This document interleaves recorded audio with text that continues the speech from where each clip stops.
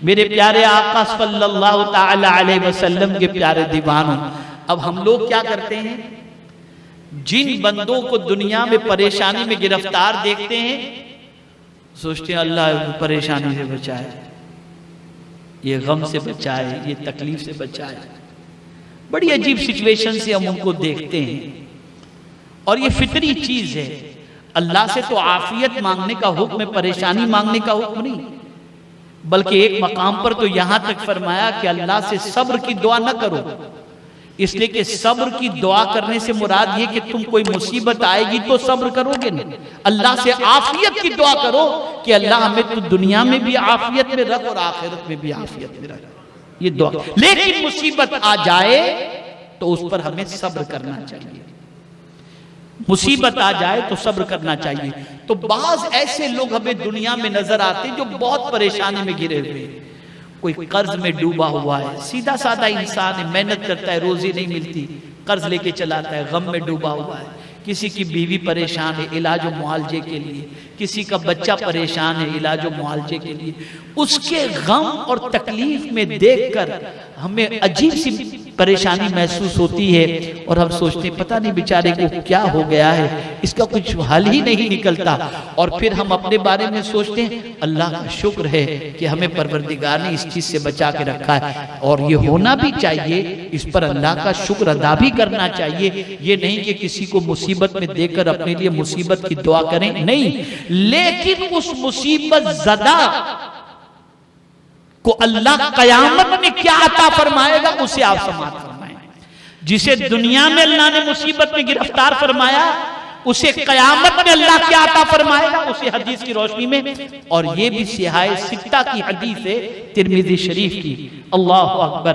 हजरत जाबिर रदी अल्लाह तआला अन्हु की रिवायत कि हुजूर सल्लल्लाहु अलैहि वसल्लम ने फरमाया, कयामत के दिन जब उन लोगों पर, गौर से सुनिएगा, जब उन लोगों पर इनाम और इकराम किया जाए जो दुनिया में मसाइब व आलाम बर्दाश्त करते रहे, जिन पर दुनिया में मुसीबत आई, तकलीफ आई और वो बर्दाश्त करते रहे, तो वो लोग,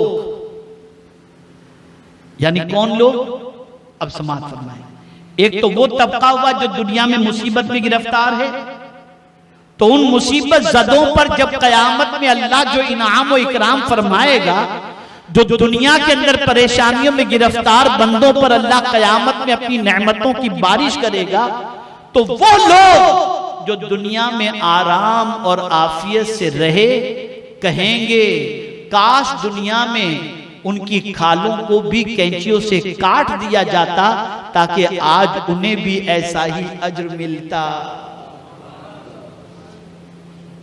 यानी मुसीबत ज़दों को कयामत में वो अज्र मिलेगा जो दुनिया में राहत की जिंदगी गुजारने वाले उस अज्र को कयामत में देखेंगे तो ये आरजू करेंगे हमें भी दुनिया में कोई कैंची से काट देता तो आज हम भी इस इनाम और इकराम के हकदार हो जाते। ये हदीस तिरमिज़ी शरीफ की। मेरे प्यारे आका सल्लल्लाहु ताला अलैहि वसल्लम के प्यारे दीवानों, इसी तरीके से हजरत अनस रज़ियल्लाहु ताला अन्हु बयान करते हैं कि नबी अकरम सल्लल्लाहु अलैहि वसल्लम ने फरमाया, बेशक बड़ा मर्तबा बड़ी आजमाइश के साथ है। जितना बड़ा मर्तबा उतनी बड़ी आजमाइश। और बेशक अल्लाह जब किसी कौम से मोहब्बत करता है तो उसको इम्तिहान में गिरफ्तार फरमा देता है। तो जो सब्र और शुक्र करता है अल्लाह उनसे राजी हो जाता है, और जो गुस्सा करता है उसके लिए अल्लाह का गजब होता है। अब यहां ये बात समझ में आई कि मुसीबत के आने पर अल्लाह का शिकवा न करो। क्या अल्लाह को माद अल्लाह हमारा ही घर मिला था? क्या हम कम तकलीफ में थे कि और तकलीफ हमारे ऊपर आ गई? ऐसे बंदे पर अल्लाह गजब करता है। लेकिन मुसीबत आई, अब जुमला मेरा याद रखिएगा, मुसीबत आई तो बंदा मुसीबत को नहीं देखता, ये कहता है देने वाला कौन है? अल्लाह ही है ना।